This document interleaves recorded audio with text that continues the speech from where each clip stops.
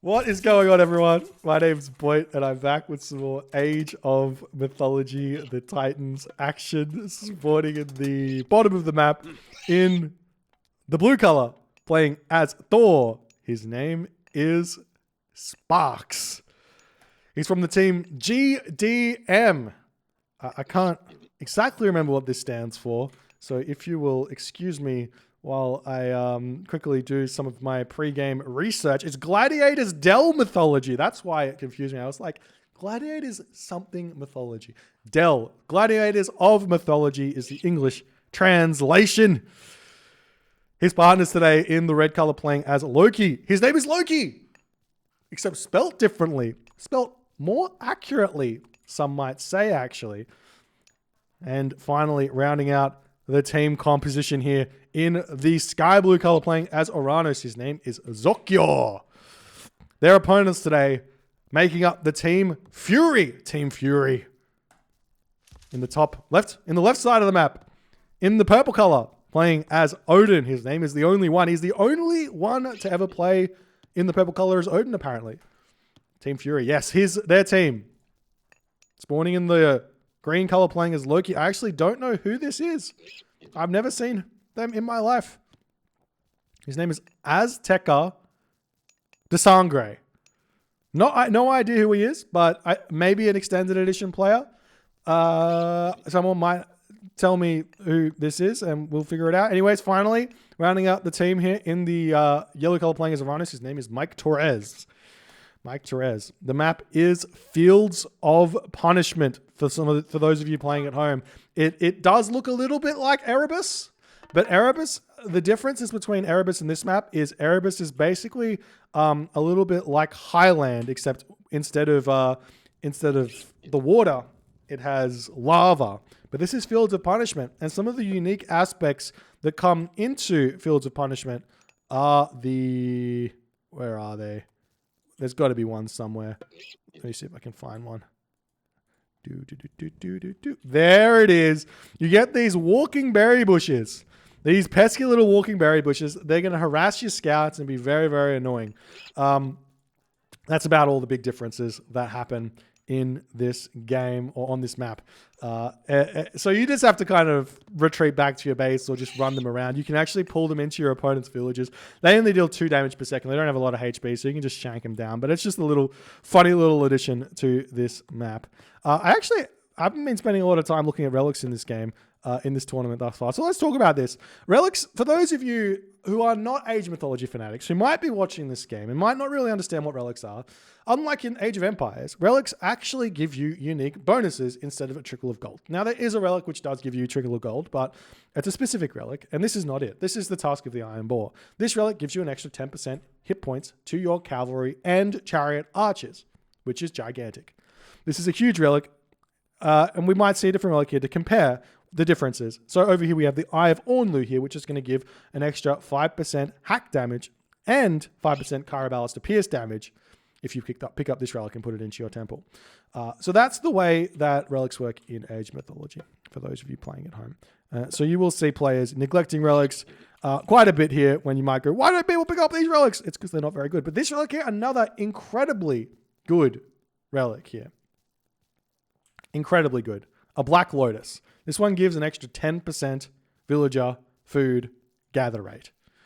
And what that means is a player can stick it out in the classical age and get farms. I don't talk about this a lot, but I do have a relatively, I think it's relatively correct. It might not be, but effectively, if I can get to the heroic age based on the food that's on the map, I will try and make my strategy based around trying to get to the heroic age utilizing said food. I don't want to farm in the classical age if I can help it, with some exceptions, Ra being one of them. So as that's the case, if you get the reasons for this is it just slows you down too much, and you're gonna get killed by people who do heroic age or mythic age timing pushes. So if this is the case, and you get yourself this relic here, a Black Lotus, it means that you're going to be effectively on irrigation in the classical age when you get Plow, which is the second age upgrade. as we're going to start seeing people doing everything. So I should probably stop talking. But anyways, you're going to see that upgrade come through, and you're going to not feel like you're behind when you're in the classical age in terms of food. So that's the thing. Anyways, onwards and upwards. Buildings coming down. We see the only one making her, so obviously, well, he's playing Odin, so he's going to start making some of those Ulfsark most probably here. He is up against the Uranus, so makes a lot of sense for him to be doing that there. As the unit's moving forward, Sparks has got his Valkyrie out, going to be searching for some kills over here on these Citizen. So just moving forward there, we are now starting to see the heroes coming through by Mike Torres, utilizing the Valor God power there to make that one happen. As Hersa moving through the middle of the map, searching for something to take out. The Gatherers moving over here onto the Elk. We are seeing some cheeky Promethean coming in here, harassing Zokio's villagers, but there are two Hersa here. The Hersa are going to chase that one away. Nice little spread out here from Zokio. I love that. Two separate Prometheans doing two separate things at once, and also two separate Prometheans getting killed. No, they get out. Oh, body blocking. No, they get out. Just going to run around, continue to do his little pressure, utilizing that speed nicely. I do have a ton of speed here. Beautiful forest fire with the shockwave. 1, 2, 3, 4 villages going down, ladies and gentlemen. This is what Age of Mythology is made of. That's team game strategy, utilizing the forest fire shockwave strategy there to absolute perfection there. Absolutely love that. Nice play from GDM. That's going to be a huge advantage going forward for Zokio in that matchup there, as Tech are going to be losing some Hersa search around this map as Loki. The Loki main, obviously, here coming through in the defensive clutch here beautifully. As we see the Hersa moving forward, the army retreating back here as best as they possibly can. As things settle down just a little bit here, as more units moving forward, you can actually get some favor out. Actually, no, you can't. Never mind. It's all there. Anyways, onwards and upwards. As the Hersa coming over here, a couple of Hersa are getting taken down, as these Murmillo doing some good damage here, but Sparks should be coming through. We did see Sparks picking Thor, which I think a little bit suboptimal for this team composition against the Uranus, but maybe he wasn't aware that he was going to be against that. Going up through Odin, going for Ulfsark here could have been another way to go, as we are seeing Azteca moving in, pushing Loki back, but GDM helping out over here with the spy on those Loki Hersa. So that's going to be really, really key here going forward, as now GDM going to be pushing in to the only one's base. He's got himself towers. He's watchtowers. He's sitting in his base. He's super, super defensive. Meanwhile, over here, units pushing forward. The village is still going to be eating up these elk as quickly as they can. Ulfsark have been constructed here, as we are going to be seeing the walls getting taken out. You can clean this wall up, I think, here. But not happening just yet, as the Hersa pushing through onto this position.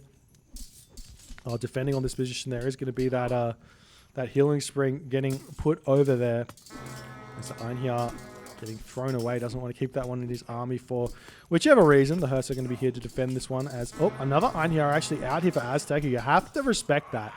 With Einhjar in the army, it does so much extra bonus damage or whatever coming through that it's just not possible to really fight a Loki army as that's the case, as we are seeing these units now pushing and getting villager kills. The only one obviously can't really fight this just yet. He does have a decent units here, but he doesn't have any upgrades. He needs to get Lone Wanderer for those Ulfsarks to start really coming into their to their best position, as the villagers are going to choose to retreat away from here nicely. We see the Terma getting some snipes there, as the unit's retreating away very nicely here as well. Now seeing Mike Torres, he's like, all right, I've got to get some damage done over onto this Uranus here. See the Valkyrie in here. 4 Sparks going to be just defending a little bit over here, utilizing the town center to escape that Momillo here. As meanwhile, Aztec is Hersa searching around here with the spy. It looks like Mike Torres is actually going to be looking for somewhat of a surround on something here. He sees the villagers over here. He's going up onto these wood villagers. He will be able to kill off these wood villagers.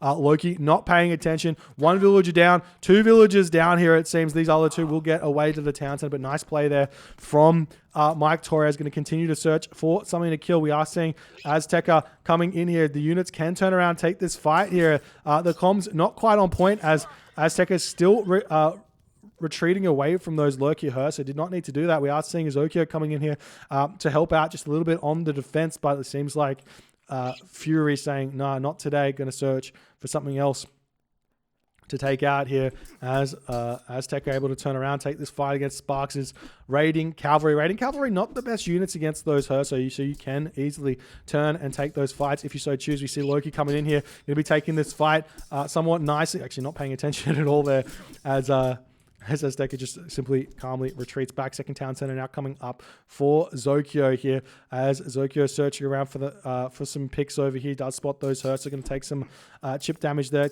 Kill off a little bit of a Hurts. Not able to take one down there, but gets a little bit of damage done there as the only one coming through here, walking straight into that army. We see this time and time again.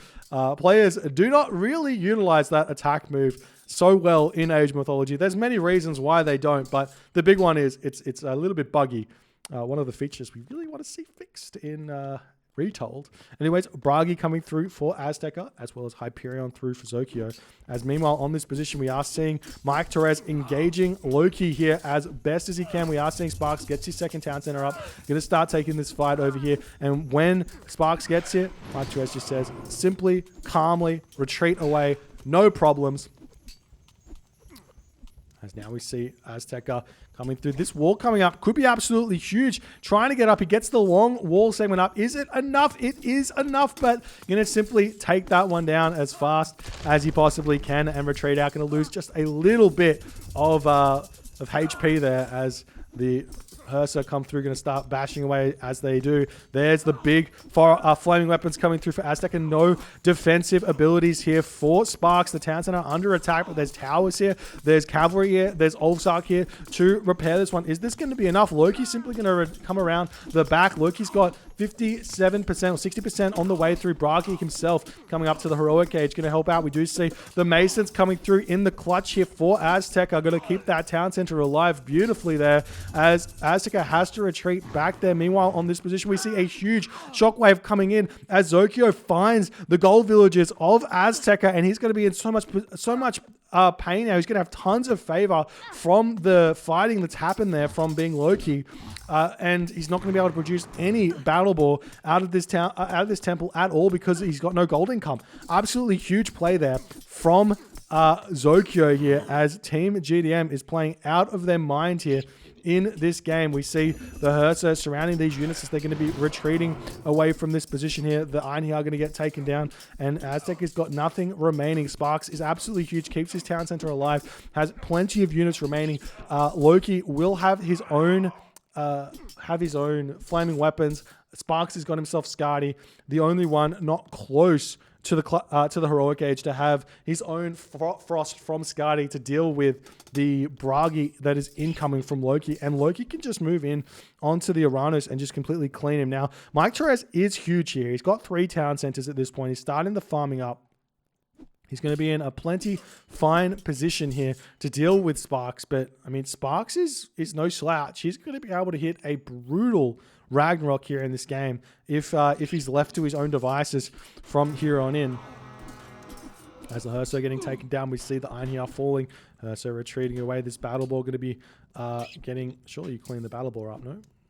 Yep, yeah, there's the battle ball going down as well as Zokyo is continuing to raid around, and Zokyo now going up to 3 town centers. The dwarves moving around, going to be eating up these balls in the middle of the map here as well, as we do see, I think, what looks to be a bit of a Valor getting cast somewhere here as the units come in onto this town center. They do spot this one going up for the only one, but the only one chasing these units around nicely. We do see the throwing axeman turning around, going to throw a couple of their axes onto these units, getting a little bit of damage done as the town center is going to get finished up there.